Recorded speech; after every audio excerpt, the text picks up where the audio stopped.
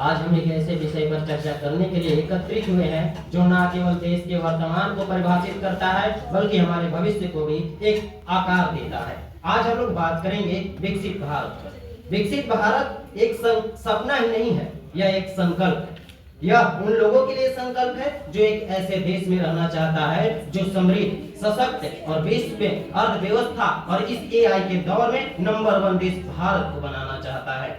हम लोग यानी कि हमारा देश भारत एक युवा देश है। हमारे पास दुनिया की सबसे बड़ी युवा आबादी है। हमारे युवाओं में अपार क्षमता और वे ही हमारे देश के विकसित राष्ट्र बनाने की कुंजी है। विकसित भारत के लिए हमें कई क्षेत्रों में काम करने की आवश्यकता है। हमें शिक्षा, स्वास्थ्य, बुनियादी ढांचे और प्रौद्योगिकी जैसे क्षेत्रों में निवेश करना होगा। हमें अपने युवाओं को कौशल प्रदान करना और उन्हें बदलाव के लिए तैयार करने के लिए प्रोत्साहित करने की आवश्यकता है जो समावेशी, न्यायपूर्ण और टिकाऊ।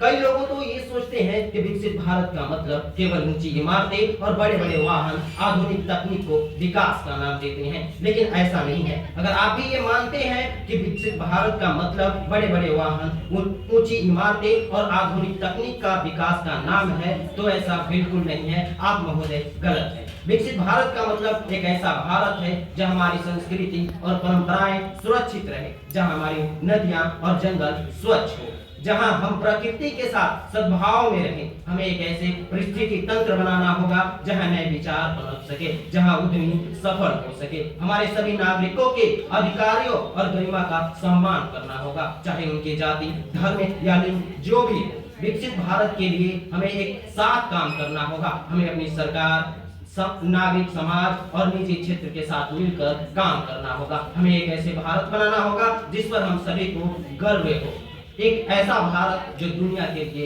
एक उदाहरण हो। Thank you. दहेज प्रथा उन्मूलन से है स्वाति।